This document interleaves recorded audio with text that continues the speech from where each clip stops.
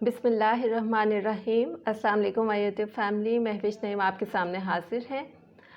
आज मैं जिस टॉपिक के ऊपर आपके सामने बात करने के लिए हाजिर हुई हूँ वो है मोटिवेशन। मोटिवेशन क्या है, ये क्यों ज़रूरी है और कौन से ऐसे फैक्टर्स होते हैं एक्सटर्नल या इंटरनल जो कि हमें डीमोटिवेट करते हैं, जो हमारा मोटिवेशन का लेवल कम कर देते हैं। आज इन सारी चीज़ों के ऊपर हम बात करेंगे। मोटिवेशन बेसिकली ड्राइविंग फोर्स है जो हमें ज़िंदगी में आगे बढ़ने के लिए, अपने गोल्स को अचीव करने के लिए, नई स्किल्स सीखने के लिए और अपने करियर को बेहतर बनाने के लिए, अपने रिश्तों को इम्प्रूव करने के लिए और अपनी ज़िंदगी को मज़ीद बेहतर से बेहतर बनाने के लिए मोटिवेट करती है, हमें पुश प्रोवाइड करती है। फ़र्ज़ करें कि आपके पास रिसोर्सेज हैं, आपके पास पैसा है, आपके पास सपोर्ट है, आपके पास गोल है क्लियर कट कि मैंने ये चीज़ अचीव करनी है, लेकिन एक चीज़ की कमी है और वो है मोटिवेशन। तो आप यकीन करें कि आप ज़िंदगी में आगे नहीं बढ़ सकेंगे। ये सब चीज़ें जो आपके पास हैं ये बिल्कुल बेमायनी हो जाएंगी, क्योंकि ये मोटिवेशन ही है जो हमें ज़िंदगी की तरफ रवान रखती है। ये तो वो फोर्स है कि जब हम ज़िंदगी में थकने लगते हैं, जब हम रुकने लगते हैं, हम हार मान जाते हैं, तो ये हमारा कंधा थपथपाती है, हमारा हौसला बढ़ाती है और हमारी मंजिल को हमारी आंखों के सामने ले आती है और हमसे कहती है कि आप क्यों थक गए, क्यों रुक गए, आपका ये मुकाम तो नहीं है, आपने तो इससे कहीं ज़्यादा आगे जाना है। लेकिन बाज़ औक़ात क्या होता है कि कुछ ऐसे फैक्टर्स होते हैं, चाहे वो अंदरूनी तौर पे हों या कोई बैरूनी चीज़ें इस तरह से हो रही हैं, हमारे इर्द गिर्द कोई एक्सटर्नल इवेंट्स इस तरह से हो रहे हैं कि हमें डीमोटिवेट कर दिया जाता है, हम डीमोटिवेट हो जाते हैं, हम रुक जाते हैं, हमारा मोरल डाउन हो जाता है। तो ऐसे सूरत हाल में सबसे पहले हमें उन फैक्टर्स को आइडेंटिफाई करने की ज़रूरत है कि वो कौन सी ऐसी चीज़ें हैं। फिर हमने क्या करना है, हम बारी बारी उन फैक्टर्स को डील करना है। सबसे पहली जो चीज़ मैं आपके साथ डिस्कस करूँगी वो है हमारा फ़ियर, हमारा खौफ, हमारे वसवसे जो हमें आगे बढ़ने से रोकते हैं, जो हमें डराते हैं कि पता नहीं क्या हो जाएगा। इनसे कैसे डील किया जाए? सबसे पहले जो करने की ज़रूरत है कि आपने आइडेंटिफाई करना है कि ये जो आपका फ़ियर है इसको रियलिटी चेक दें, कि देखें कि क्या हकीकत में ऐसी कोई चीज़ है, क्या ये किसी रिस्क की तरफ इशारा कर रहा है। अगर आपके गोल को अचीव करने के रास्ते में वाकई ही कोई रिस्क है तो फिर आपको सेफ्टी मेजर्स लेने की ज़रूरत है, कोई ऐसे प्रिकॉशंस करने की ज़रूरत है कि आप इस रिस्क से, इस फियर से डील कर सकें, क्योंकि ये आपको सेफ़ साइड पे रखना चाह रहा है, आपको खतरे में नहीं डालना चाह रहा।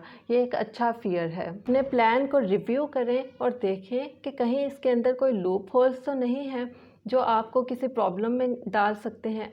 दूसरी सूरत में क्या है कि आपका फ़ियर सिर्फ़ और सिर्फ आपकी इमेजिनेशन की वजह से है, आपकी थॉट प्रोसेसेस में प्रॉब्लम आ रही है।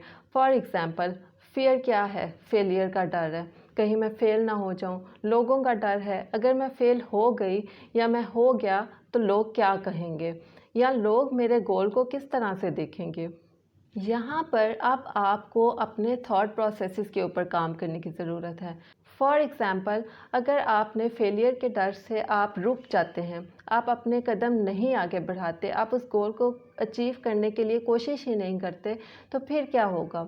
आपने गेम शुरू होने से पहले ही हार मान ली। फेल तो आप इस सूरत में भी हो गए हैं, लेकिन अगर आप स्ट्रगल करते हैं, आप उसको गोल को अचीव करने के लिए आगे बढ़ते हैं, एक प्लान बनाते हैं और उस प्लान को इम्प्लीमेंट करते हैं, तो ऐसी सूरत में अगर आप फेल हो भी जाते हैं तो भी आप देखें कि आप खाली हाथ नहीं रहे। इस सारे रास्ते को तय करते हुए, इन सारी चीज़ों से गुज़रते हुए आपने जो चीज़ें लर्न की हैं, जो स्किल्स लर्न की हैं, जो नॉलेज आपके पास आया है, वो यकीनन बहुत वर्दी है।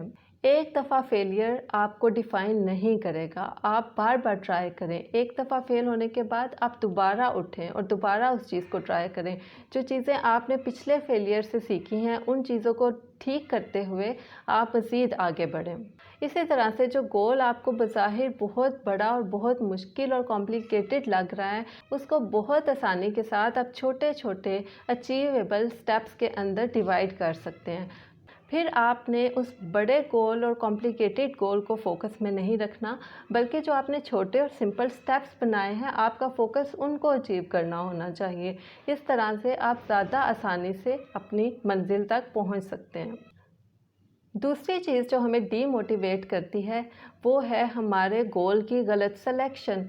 हमारी ज़ात के दो हिस्से होते हैं, एक हमारी अपनी ज़ात, हमारा रियल सेल्फ, जिसको हमारी नीड्स का, हमारी वांट्स का पता है, जिसको पता है कि हम ज़िंदगी में क्या करना चाहते हैं, हमारी खुशी किस चीज़ में है। दूसरा जो सेल्फ है वो है सोशल सेल्फ, वो साइड जो कि सोशल वैल्यूज़ को हमेशा से इम्पोर्टेंस देती है।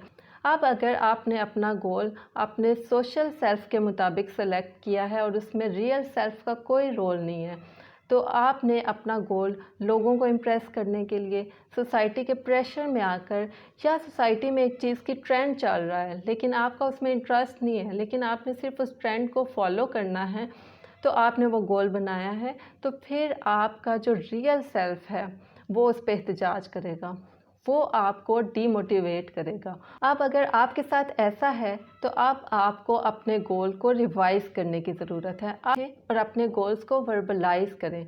जब आप वर्बलाइज़ कर रहे हैं अपने गोल्स को, तो आपने अपनी बॉडी सेंसेशंस को देखना है कि आपको कैसा फ़ील हो रहा है। अगर आपको अपने बॉडी सेंसेशंस में कोई चेंज नज़र आ रहा है, फॉर एग्ज़ाम्पल आपके सांस की रफ़्तार बदल रही है, तेज़ हो रही है या आहिस्ता हो रही है, या आपको कंजस्टेड फील हो रहा है, तो इसका मतलब ये है कि आपको अपने गोल्स को रीसेट करने की ज़रूरत है, उनको रिवाइज़ करने की ज़रूरत है। और अहम चीज़ जो हमें डीमोटिवेट करती है वो है लैक ऑफ ऑटोनॉमी।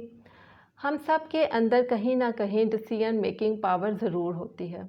हम चाहते हैं कि हम बाइख्तियार हों, अपने डिसीजंस खुद ले सकें, लेकिन जब हम उस डिसीजन मेकिंग पावर को एक्सरसाइज नहीं करते या हमें नहीं करने दिया जाता, तो ये चीज़ हमें डीमोटिवेट करती है। हमने कब, कैसे, कहाँ और क्या करना है, इस चीज़ का अगर इख्तियार आपके पास नहीं है, तो ये सबसे बड़ी डीमोटिवेशन है आपके लिए।